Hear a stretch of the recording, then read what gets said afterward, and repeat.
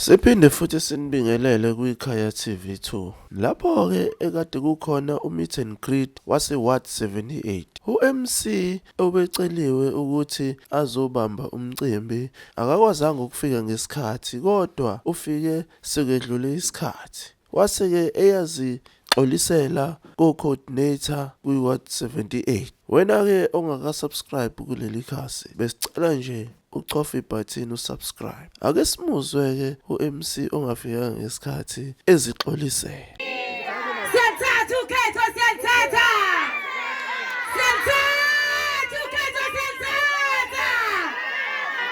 Siyawushaya udoti udoti, siyawushaya! Siyaqeda indaba engabi khona komsebenzi, siyayiqeda! Siyayiqeda indaba okhanjela ogesi namanzi, siyayiqeda! Phansi nge-corruption, phansi! Amandla! Hayi ma-comrade, umuntu uthi abonke, u-comrade Thandazile Mkhize lo, khulele khona la i-78. Bayangazi abantu, kade ngiwuthandacele, sengiwuthandazile Mkhize. Married. So, comrade, umuntu akaxolise ukuthi akakwazanga ukufika kade ngicela ukuthi cela ube u-MC. Ngangakwazi ngezasokuthi besilungiselela umbo ozemlazi kusasa. So besibhizi naleyo nto kukuthenga, kwenza kuthenga ama-refreshments nani. Kodwa comrade siyabonga ngoba i-program ihambe kahle. Siyabona nali nekhekhe laphaya.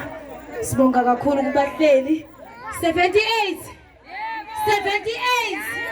Mina ngazo 78 unamandla. Hey, bumbana 78, bumbana! 78 unamandla, 78 ama-comrade isigijimile la i-78, akithi? Asigijime namandla!